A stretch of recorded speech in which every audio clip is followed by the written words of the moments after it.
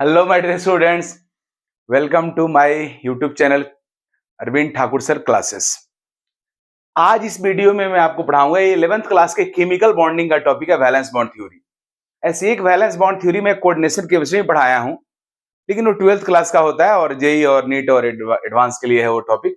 ये भी JEE main और नीट एडवांस के लिए है, लेकिन 11th सेक्शन से आता है। मीन्स यहाँ मैं बताऊंगा वैलेंस बॉन्ड थ्योरी का पोस्टुलेट्स कि किस तरीका से ऑर्बिटल को ओवरलैपिंग होता है, ऑर्बिटल को ओवरलैपिंग से कैसे बॉन्ड फॉर्म होता है, किस तरह का बॉन्ड फॉर्म होता है, ओवरलैपिंग के एक्सटेंट किस तरह से बॉन्ड एनर्जी और बॉन्ड स्ट्रेंथ को डिसाइड करता है, और कोवलेंट बॉन्ड का टाइप क्या होता है, सब कुछ बताऊंगा। वैलेंस बॉन्ड थ्योरी का जो कॉन्सेप्ट है वो पॉलिंग और स्लेटर का दिया हुआ है, जो मैं पहले वीडियो में बता चुका हूं। पॉलिंग ने ही यह थ्योरी दिया था। Polling valence bond theory. Valence bond theory covalent bond के बारे में बताता है। कोवलेंट बॉन्ड का जो फॉर्मेशन होता है उसका दो एस्पेक्ट है। एक energy aspect, means two items जब एक दूसरे के करीब आता है तो किस तरीका से उनके पोटेंशियल चेंज होता है, उनके बीच में किस तरह से फोर्स ऑफ अट्रैक्शन डेवलप होता है, उसके बेसिस पे केमिकल बॉन्ड का फॉर्मेशन होता है। और केमिकल बॉन्ड को हम लोग एक्सप्लेन करते हैं on the basis of energy aspect. लेकिन यह वैलेंस बॉन्ड थ्योरी हमें बताता है ऑर्बिटल एस्पेक्ट के बारे में। मींस इस थ्योरी के अकॉर्डिंग जब दो एटम एक दूसरे से कोवलेंट बॉन्ड फॉर्म करता है तो उनके बीच में ऑर्बिटल्स को ओवरलैपिंग होता है, ऑर्बिटल को ओवरलैपिंग से बॉन्ड फॉर्म होता है। मींस दोनों एटम का वैलेंस सेल का जो ऑर्बिटल होता है वो ऑर्बिटल आपस में ओवरलैपिंग करके कोवलेंट बॉन्ड फॉर्म करता है। जैसे हम लोग अभी तक मानते हैं कि इलेक्ट्रॉन का शेयरिंग हो गया, यहाँ पे उस शेयरिंग के बारे में बताया जाता है कि वो शेयरिंग डायरेक्टली नहीं होता है, ऑर्बिटल में इलेक्ट्रॉन रहता है। तो टू एटम्स के बीच में इलेक्ट्रॉन का शेयरिंग का मीनिंग हुआ कि दोनों ही एटम का वो ऑर्बिटल जिसमें इलेक्ट्रॉन है वो ऑर्बिटल को ओवरलैपिंग होता है और उस ओवरलैपिंग से बॉन्ड फॉर्म होता है। यह हमारा वैलेंस बॉन्ड थ्योरी का पहला पोस्टुलेट ये है कि covalent bond is formed by overlapping of atomic orbitals. First, covalent bond atomic orbital को ओवरलैपिंग से फॉर्म होता है, फर्स्ट कॉन्सेप्ट है।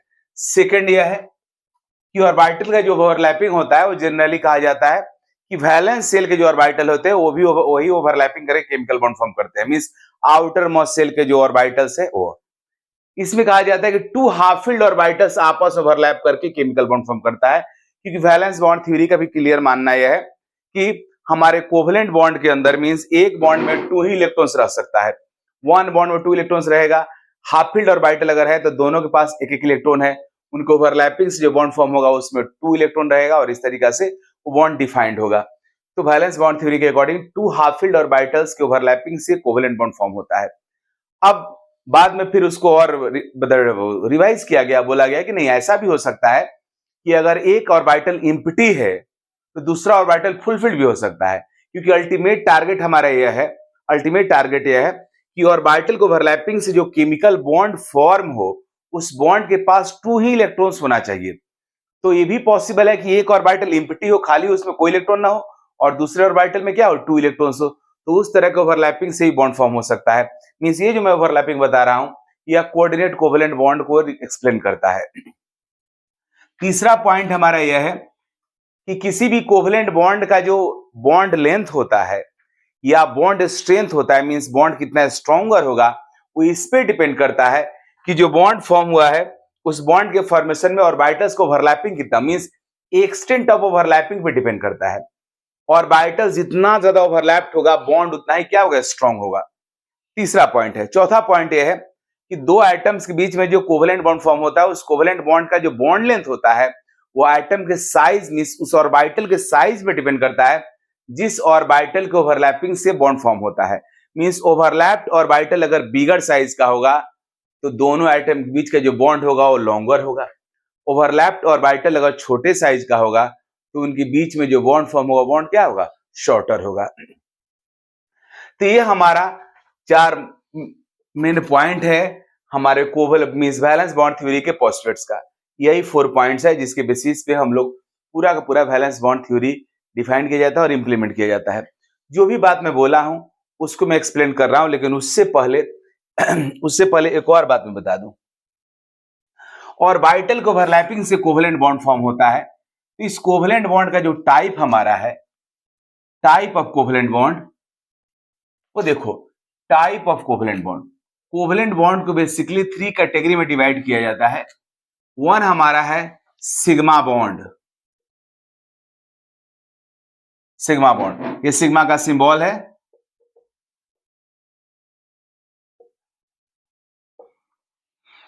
दूसरा होता है पाई बॉन्ड, यह है type of covalent bond, covalent bond, pi bond.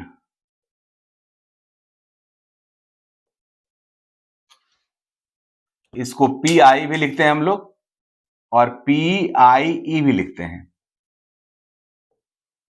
Basically पाई लिखा जाता है, पी आई लिखा जाता है। तीसरा होता है डेल्टा बॉन्ड, जिसको हम लोग क्वाड्रपल बॉन्ड भी बोलते हैं, बॉन्ड। ये 4 टाइप का हमारा कोवेलेंट बॉन्ड है, राइट, सॉरी 3 टाइप का। 3 वैलेंस बॉन्ड थ्योरी के अकॉर्डिंग 3 टाइप के कोवेलेंट बॉन्ड होता है, एक सिग्मा बॉन्ड है, एक पाई बॉन्ड है, एक डेल्टा बॉन्ड है। जितने भी बॉन्ड है हमारे कोवेलेंट बॉन्ड, उसका जो टाइप है वो सब ऑर्बिटल को ओवरलैपिंग पे डिपेंड करता है, किस तरीका से ऑर्बिटल को ओवरलैपिंग होता है। मींस ये जो हमारा सिग्मा बॉन्ड है, सिग्मा बॉन्ड फॉर्म होता है ऑर्बिटल्स के लीनियर ओवरलैपिंग से, लीनियर ओवरलैपिंग।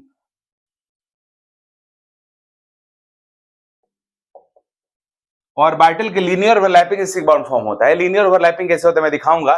जितना भी सिग्मा बॉन्ड फॉर्म होता है वो एस ऑर्बिटल को ओवरलैपिंग से फॉर्म हो, या एसपी को ओवरलैपिंग से बॉन्ड फॉर्म हो, या पीपी ऑर्बिटल को ओवरलैपिंग से फॉर्म हो, जितना भी हमारे ऑर्बिटल का लीनियर ओवरलैपिंग होता है, उस लीनियर ओवरलैपिंग से सिग्मा बॉन्ड फॉर्म होता है। More than one sigma bond की स्ट्रेंथ को भी आप ऑर्बिटल के एक्सटेंट ऑफ ओवरलैपिंग के बेसिस पे आप उनके स्ट्रेंथ को रिप्रेजेंट कर सकते हो, जिसमें जितना ज्यादा ऑर्बिटल ओवरलैप्ड होगा वह सिग्मा बॉन्ड उतना ही स्ट्रॉन्गर होगा। मैं इस सिग्मा बॉन्ड फॉर्मेशन को मींस लीनियर ओवरलैपिंग को शो करूंगा, दिखाऊंगा किस तरीका से होता है। दूसरा है पाई बॉन्ड। पाई बॉन्ड हम बोलते हैं ऑर्बिटल के lateral sideways overlapping. Sideways overlapping से मींस 2 ऑर्बिटल है एक दूसरे से साइडवेज ओवरलैपिंग करता है, तो साइडवेज ओवरलैपिंग करने से और लैटरल ओवरलैपिंग करने से जो बॉन्ड फॉर्म होता है उसको हम बोलते हैं पाई बॉन्ड। यह लैटरल और साइडवेज ओवरलैपिंग से फॉर्म होता है।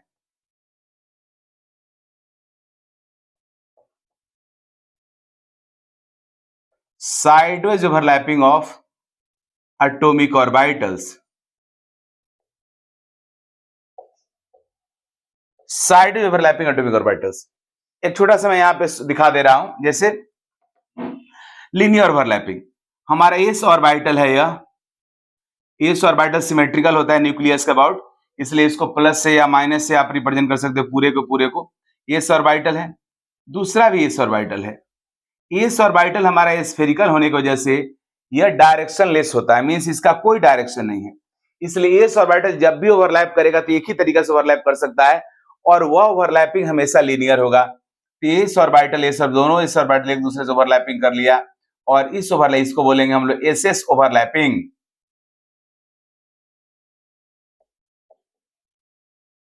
इस ओवरलैपिंग जो बॉन्ड फॉर्म होगा वो सिग्मा बॉन्ड होगा। यह हमारा हुआ sigma bond, right. Sideways overlapping means sideways overlapping कैसे होगा, लैटरल ओवरलैपिंग कैसे होगा, जैसे मान लो पी ऑर्बिटल है हमारा, पी ऑर्बिटल का जो दोनों लोब होता है इसको लोब बोलते हैं, दोनों लोब के ऊपर जो साइन हम देते हैं अपोजिट देते हैं, ये लोब है, ये लोब ये इसको बोलते हैं अपर लोब, इसको बोलते हैं लोअर लोब। ये जो लोब रहता है उस लोब के ऊपर जो साइन रहता है वो पॉजिटिव निगेटिव का साइन नहीं होता है। ऐसा नहीं है कि पॉजिटिव हमारा लोब है वो निगेटिव लोब है, ये कॉन्फ़िगरेशन है, फेज को रिप्रेजेंट करता है, यह फेज को रिप्रेजेंट करता है। मींस ये बताता है कि हमारा ऊपर वाला जो लोब है वो न्यूक्लियस के एटम के न्यूक्लियस के वन साइड है, तो नीचे वाला उसका अपोजिट साइड है। So plus minus present in lobe don't represent charges, they actually they represent phase और ओरिएंटेशन, कॉन्फ़िगरेशन को रिप्रेजेंट करता है, फेज को। तब होता क्या है कि साइडवेज ओवरलैपिंग मींस ये हमारा एक पी ऑर्बिटल है, इसके बगल में दूसरा पी ऑर्बिटल आ गया और दोनों एक दूसरे साइडवेज ओवरलैपिंग करता है इस तरीका से। यह ओवरलैपिंग जो हुआ ये साइडवेज ओवरलैपिंग लैटरल ओवरलैपिंग होता है। इस ओवरलैपिंग मान लो ये दोनों हमारा पी ऑर्बिटल है तो पीपी ओवरलैपिंग हुआ, इसको बोलेंगे हम लोग पीपी ओवरलैपिंग, पीपी ओवरलैपिंग, इससे जो बॉन्ड फॉर्म हुआ ये पाई बॉन्ड हुआ। मींस ऑर्बिटल के साइडवेज ओवरलैपिंग से पाई बॉन्ड फॉर्म होता है और लीनियर ओवरलैपिंग से बॉन्ड फॉर्म होता है। क्योंकि लीनियर जब ओवरलैपिंग होता है ऑर्बिटल्स का, तो ऑर्बिटल का ज्यादा पार्ट एक दूसरे से मिक्सअप होता है, जिसकी वजह से एक्सटेंट ऑफ ओवरलैपिंग ज्यादा होता है। That's why sigma bond is always stronger than pi bond, right. अब हमारा ये डेल्टा बॉन्ड किसको बोलते हैं और क्वाड्रपल बॉन्ड किसको बोलते हैं? तो डेल्टा बॉन्ड तब फॉर्म होता है जब दो डी ऑर्बिटल के बीच ओवरलैपिंग होता है, साइडवेज ओवरलैपिंग, तब ये डेल्टा बॉन्ड बनता है। ये डेल्टा बॉन्ड हमारा नॉर्मल बॉन्ड नहीं है। हमारे जो केमिस्ट्री 11th क्लास का जो केमिस्ट्री है उसमें आपको डेल्टा बॉन्ड कहीं नहीं दिखेगा। तो मींस पूरे केमिस्ट्री में डेल्टा बॉन्ड लिमिटेड है। डेल्टा बॉन्ड को आपको देखना होगा तो मेटल मेटल बॉन्ड होगा, जो मैं बताऊंगा आगे। कोऑर्डिनेशन केमिस्ट्री मिलता है 12th क्लास के, यहाँ पे डेल्टा बॉन्ड आपको नहीं मिलने वाला है, किसी कंपाउंड मिलेंगे। फिर भी मैं बता रहा हूं कि डेल्टा बॉन्ड होता क्या है। यह हमारा डेल्टा बॉन्ड है और क्वाड्रपल बॉन्ड, दो डी ऑर्बिटल के बीच में साइडवेज ओवरलैपिंग जो होता है उससे डेल्टा बॉन्ड फॉर्म होता है। डी ऑर्बिटल्स के बारे में आपका कॉन्सेप्ट क्लियर होना चाहिए। डी ऑर्बिटल्स के डी सबसेल के पास 2 ऑर्बिटल्स होता है, मींस 2 डंबल होता है। डी ऑर्बिटल के पास 2 डंबल होता है और पी ऑर्बिटल में एक लोब हमारा पॉजिटिव एक नेगेटिव रहता है। कॉन्फ़िगरेशन यहाँ पे कोई एक डंबल पॉजिटिव होता है और एक डंबल एग्जैक्ट नेगेटिव होता है। मींस एक डंबल का एक फेज होता है, दूसरे डंबल का दूसरा फेज होता है। तो यहाँ पे भी देख लो, ये पॉजिटिव पॉजिटिव है, नेगेटिव नेगेटिव, पॉजिटिव पॉजिटिव है।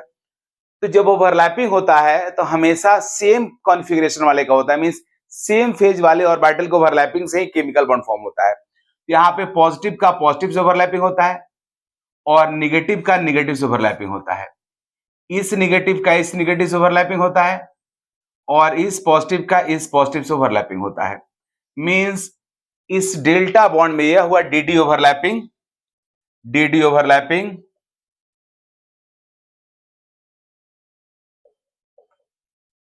इससे डेल्टा बॉन्ड बनता है, डेल्टा बॉन्ड। अब डेल्टा बॉन्ड इससे बनता है। अब यहां पे हमारा जो डेल्टा बॉन्ड फॉर्म है, डेल्टा बॉन्ड में 4 लोब्स, मींस एक तरह से 8 लोब्स इन्वॉल्व होता है। अब आपको पता है कि एक ऑर्बिटल के पास यहां पे 8 लोब इन्वॉल्व होता है। मींस ये दोनों हमारा लोब, ये पॉजिटिव, ये पॉजिटिव, ये नेगेटिव, मींस एक तरह से 8 लोब इन्वॉल्व रहता है हमारे डेल्टा बॉन्ड फॉर्मेशन में। डेल्टा बॉन्ड फॉर्मेशन में 8 लोब इन्वॉल्व होता है और यह साइडवेज ओवरलैपिंग से फॉर्म होता है डेल्टा बॉन्ड। यह बॉन्ड जनरली मेटल मेटल के बीच में होता है। यह मेटल मेटल बॉन्ड होता है, नॉर्मल बॉन्ड इस तरह से आपको नहीं मिलने वाला है, मेटल मेटल बॉन्ड। ओके, अब इसके एग्जांपल कहां मिलता है? तो हमारे इस कॉम्प्लेक्स कंपाउंड में मैग्नीज वाला जो रहा हमारा कंपाउंड होता है, इसमें मिलता है। यह कोऑर्डिनेशन केमिस्ट्री में बॉन्ड हमारा रहता है, MN के बीच में जो बॉन्ड रहता है, यह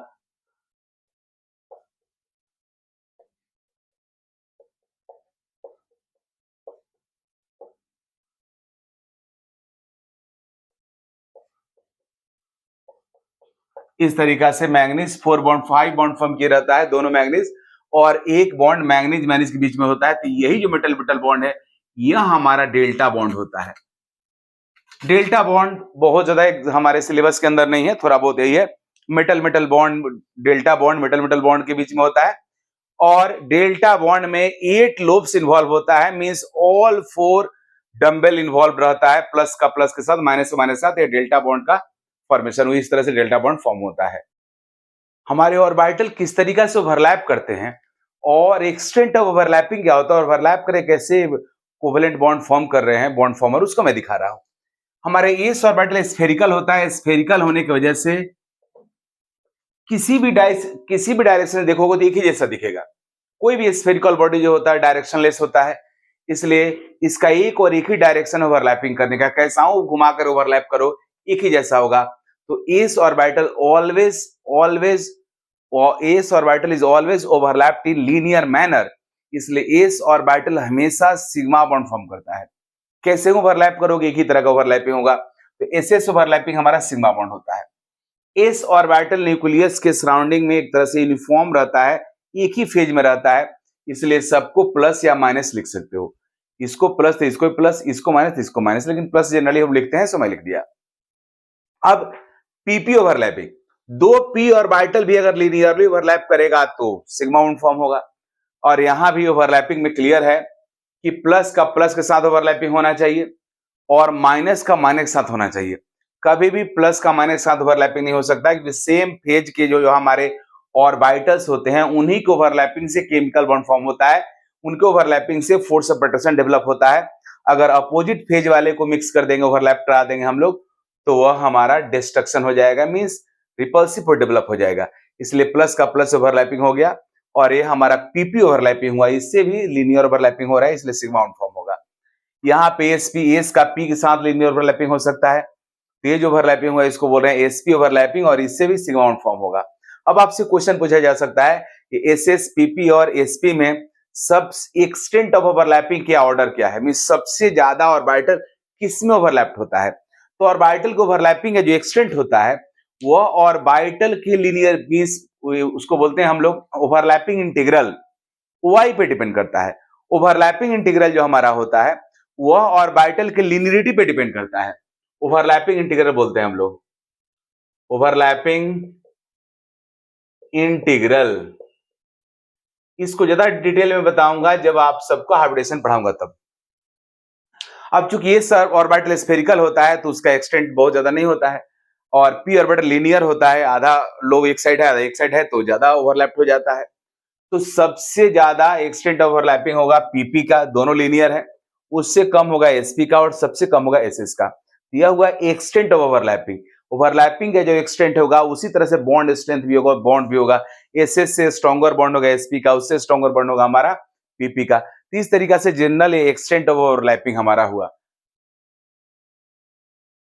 अब साइडवेज ओवरलैपिंग किस तरीका से होता है हमारा, साइडवेज लैटरल ओवरलैपिंग में हमारा दो एटम की जो वैलेंस बॉन्ड थ्योरी मानता यह है कि टू एटम्स के बीच में अगर एक ही बॉन्ड है तो वह बॉन्ड सिग्मा बॉन्ड होगा, क्योंकि कोई भी दो एटम जब एक दूसरे से केमिकल बॉन्ड फॉर्म करता है तो केमिकल बॉन्ड फॉर्म करने का जो टारगेट उनका है वह है टू गेन स्टेबिलिटी।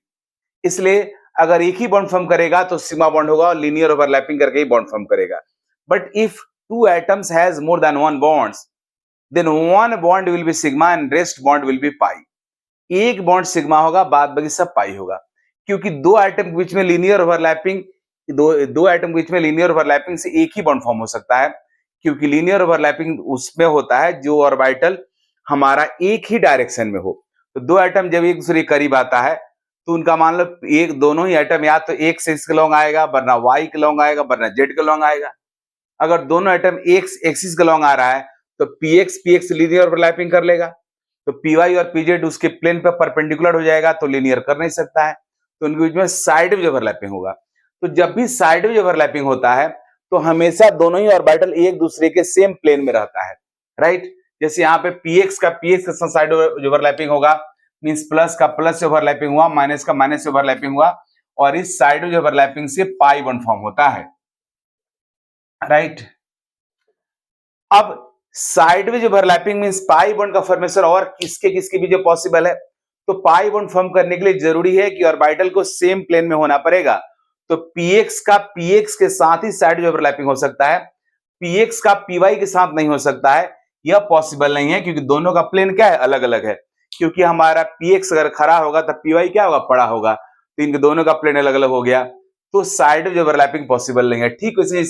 ठीक वैसे जैसे मान लो तुम्हारे घर में कोई आया और तो तुम्हारे घर में कोई आया, वो तुमसे गले मिलने आ रहा है, तुम सो जाओ, नहीं मिल पाओगे क्योंकि वो खड़ा है, तुम सो गए हो, या तो तुमको भी सोना पड़ेगा वरना खड़ा होना पड़ेगा, तभी गले मिल सकते हो, क्योंकि गले मिलने के लिए दोनों का प्लेन क्या होना चाहिए, सेम होना चाहिए। सेम कहानी यहाँ पे है, पीएक्स का पीवाई के साथ साइडवेज ओवरलैपिंग नहीं होगा, पीएक्स का पीजेड के साथ नहीं होगा, मींस ओनली पीएक्स का पीएक्स से होगा, पीवाई का पीवाई से होगा, पीजेड का पीजेड से हो सकता है। तो यह पॉसिबिलिटीज नहीं होगी, इस तरह का कोई ओवरलैपिंग नहीं हो सकता, इसलिए मैं लिखा हूं जीरो ओवरलैपिंग।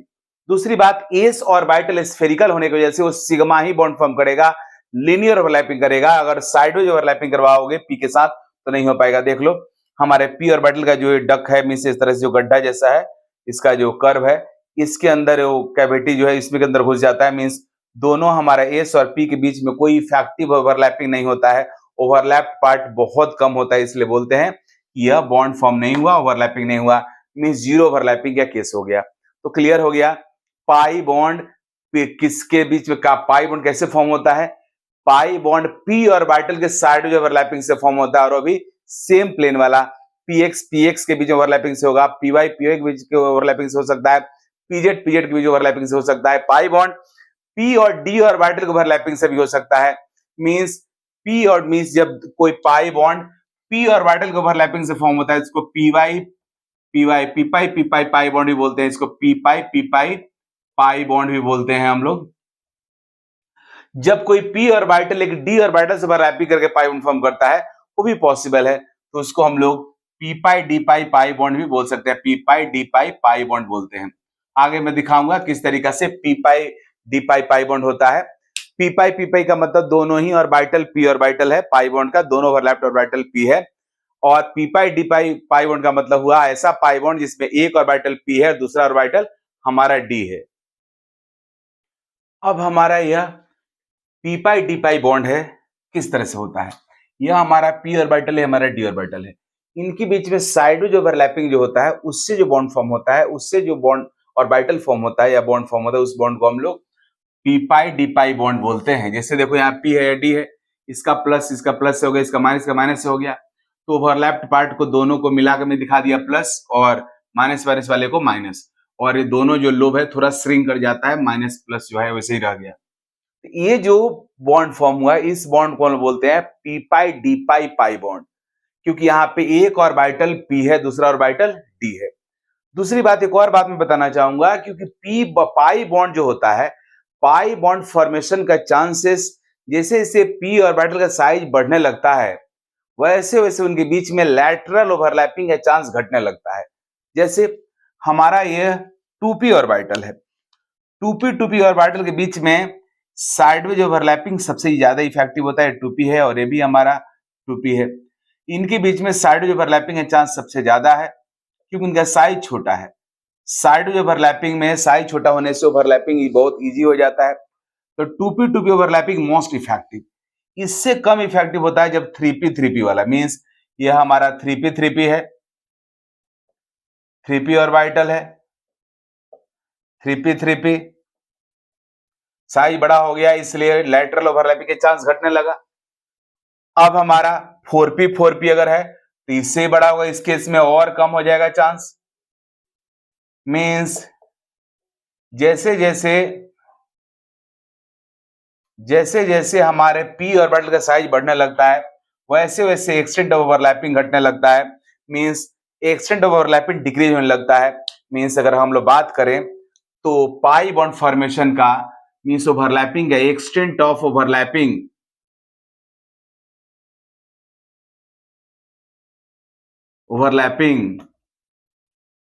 तो 2p का मोस्ट सबसे ज्यादा होता है, उससे कम 3p का, उससे कम 4p का, उससे कम 5p का। इनफैक्ट पाई बॉन्ड का फॉर्मेशन 2p के आगे होता ही नहीं है, मींस 3p भी नहीं होता ओवरलैपिंग, 3p इफेक्टिव नहीं होता है, वहां पाई बॉन्ड फॉर्म नहीं होता है। 2p के साथ ही ओवरलैपिंग जो होता है मोस्ट इफेक्टिव होता है। 2p का 3p से हो सकता है, 2p का 4p से हो सकता है, 2p का 5p से हो सकता है, दोनों में से एक ऑर्बिटल अगर छोटे साइज का है तो इस साइड जो ओवरलैपिंग इफेक्टिव हो जाता है। लेकिन जैसे ही अगर दोनों बड़ा हो गया तो साइड जो ओवरलैपिंग इफेक्टिव नहीं होता है, कि ऑर्बिटल बड़ा होने पे दोनों एक दूसरे से काफी डिस्टेंट हो जाता है, तो साइडवेज करके उस ओवरलैप करना क्या होगा, मुश्किल होने लगता है। जैसे मान लो दो आदमी हैं, दोनों आज दूल्हा पतला है तो आराम से एक दूसरे गले मिल जाएगा, जैसे जैसे आदमी बढ़ने लगता है, साइड बढ़ रहा है मतलब पे उसका तुम निकलते जा रहा है, अब सामने वाले के साथ गले मिलना क्या होगा, और मुश्किल होता जाएगा, बढ़ता जाएगा, जैसे साइज बढ़ेगा वैसे वैसे उसका चांस कम होता जाएगा। सेम कहानी यहाँ भी है। तो हमारा 2p orbital most effectively side overlapping करता है और उससे कम होते जाता है। 3p भी इफेक्टिव बॉन्डिंग नहीं होता है, 3p बॉन्ड भी फॉर्म नहीं होता है। यही वजह है इसका सबसे पॉपुलर जो हमारा एग्जाम्पल है वो हमारा है ग्रुप 15 के जो एटम्स है, नाइट्रोजन है, नाइट्रोजन के साथ मल्टीपल बॉन्ड फॉर्म कर लेता है, लेकिन फास्फोरस के साथ मल्टीपल बॉन्ड फॉर्म नहीं करता है, due to valence bond theory के बेसिस पे मैं H2 के बॉन्डिंग एक्सप्लेन कर रहा हूं और ये भी दिखाने जा रहा हूं कि 2p का साइड वेज ओवरलैपिंग पॉसिबल है और 3p का नहीं, इसका इफेक्ट। तो पहले हाइड्रोजन का देखते हैं, हाइड्रोजन का H2 मॉलिक्यूल का बॉन्डिंग किस तरह से हुआ। तो हाइड्रोजन के पास 1s1 मींस 1s ऑर्बिटल है, तो हाइड्रोजन, दोनों हाइड्रोजन एटम का 1s ऑर्बिटल आपस में ओवरलैपिंग करके बॉन्ड फॉर्म करता है और ये सिग्मा बॉन्ड होता है क्योंकि एसएस का ओवरलैपिंग लीनियर होता है। अब नाइट्रोजन के पास आते हैं। नाइट्रोजन के आउटर मोस्ट ए इलेक्ट्रॉनिक कॉन्फ़िगरेशन है, जिसमें आउटर मोस्ट इलेक्ट्रॉनिक कॉन्फ़िगरेशन यह है, यह 2s2 2p3 ground state configuration nitrogen यहां मैं लिखा हूं। 2s में 2s ऑर्बिटल में 2 इलेक्ट्रॉन है और 2p में हमारे 2px सबसेल का 2p सबसेल का 3 ऑर्बिटल, 2px 2py 2pz तीनों में एक ऑर्बिटल है। अब नाइट्रोजन करता क्या है कि नाइट्रोजन यहाँ पे एक दूसरे जब बॉन्ड फॉर्म करता है तो px py pz में से किसी एक ऑर्बिटल से वो सिग्मा बॉन्ड फॉर्म करता है, मींस एक ऑर्बिटल का लीनियर ओवरलैपिंग कराता है। वो किसी से भी करा सकता है, जिस डायरेक्शन में 2 नाइट्रोजन एटम एक दूसरे को अप्रोच करेगा उस डायरेक्शन में जो ऑर्बिटल होगा उसको हम लोग इंटर न्यूक्लियर एक्सिस ऑर्बिटल बोलते हैं, उससे ओवरलैपिंग करके बॉन्ड फॉर्म कर सकता है। कॉमनली हम लोग जेड एक्सिस को मानते हैं inter nuclear axis orbital, means हम लोग मानते हैं कि जेड एक्सिस के लॉन्ग ही 2 एटम्स एक दूसरे को अप्रोच करता है केमिकल बॉन्ड फॉर्म करने के लिए, इसलिए हमारा यह पीजेड ऑर्बिटल लीनियर ओवरलैपिंग करके सिग्मा बॉन्ड फॉर्म करेगा। यहां पे कर लिया, पीजेड पीज के बीच में लीनियर ओवरलैपिंग हो गया। लीनियर ओवरलैपिंग करके दोनों नाइट्रोजन एक बॉन्ड फॉर्म कर लिया, लेकिन अभी भी नाइट्रोजन का ऑक्टेट फुलफिल हुआ नहीं। नाइट्रोजन का ऑक्टेट फुलफिल होने के लिए अभी इसके आउटर मोस्ट शेल में 5 इलेक्ट्रॉन से 3 इलेक्ट्रॉन चाहिए, मींस नाइट्रोजन को 3 बॉन्ड फॉर्म करना होगा ईच नाइट्रोजन को। अब दोनों नाइट्रोजन के पास दो पी ऑर्बिटल है, एक py है और एक pz है। py को मैं ग्रीन से pz रेड से दिखाया हूं। अब होता क्या है कि दोनों में से pz जो हमारा है, नाइट्रोजन दोनों एटम है, यहां पे मान लो ये दोनों का pz है, यहाँ पे ये pz है, ये pz है, ये जो दिख रहा है ये सिग्मा बॉन्ड है और ये pz है, एक रेड p है और एक ग्रीन है। दोनों साइड ओवरलैपिंग करके बॉन्ड फॉर्म कर लेगा इस तरीका से। दोनों साइड इस बॉन्ड के साइड ओवरलैपिंग दोनों फॉर्म कर लेगा। हमारा py ऊपर नीचे वाला लोब दोनों एक दूसरे से ओवरलैप करके बॉन्ड फॉर्म कर लेगा, मींस ये हमारा py आपस में ओवरलैपिंग करके बॉन्ड फॉर्म कर लेगा इधर से, और pz भी ओवरलैपिंग करके बॉन्ड फॉर्म कर लेगा। pz का pz से ओवरलैपिंग होगा, py का py से ओवरलैपिंग होगा, और इस तरीके से नाइट्रोजन के बीच में क्या आ जाएगा जी, 2 पाई बॉन्ड, एक sigma bond, means triple bond आ जाएगा। इस वजह से हमारा नाइट्रोजन हमेशा डाइएटॉमिक फॉर्म में एग्जिस्ट करता है, रूम टेम्परेचर पे N2 के फॉर्म में एग्जिस्ट करता है, because nitrogen has capability to form pi bond with nitrogen. Nitrogen से पाई बॉन्ड फॉर्म करके N2 के फॉर्म में एग्जिस्ट करता है रूम टेम्परेचर पे, लेकिन वही हमारा फास्फोरस P2 के फॉर्म में एग्जिस्ट नहीं करता है, ये नहीं होता है। फास्फोरस हमारा P2 के फॉर्म में एग्जिस्ट नहीं करता है, वो P4 के फॉर्म में एग्जिस्ट करता है। ऐसा क्यों? तो उसके पीछे रीजन यह है कि नाइट्रोजन जैसा फास्फोरस भी, फास्फोरस दोनों फास्फोरस एटम का, फास्फोरस के पास 3p ऑर्बिटल होता है। फास्फोरस का आउटर मोस्ट इलेक्ट्रॉनिक कॉन्फ़िगरेशन में दिखाएंगे तो हो जाएगा फास्फोरस का, तो 3s2 3p3 मींस फास्फोरस के पास 2p की जगह पे 3p ऑर्बिटल होता है, जिसका साइज बहुत बड़ा होता है, तो लीनियर ओवरलैपिंग तो हो जाएगा। 3pz आपस में ओवरलैपिंग करके बॉन्ड फॉर्म कर लेता है, सिग्मा बॉन्ड तब फॉर्म हो जाता है फास्फोरस के बीच में।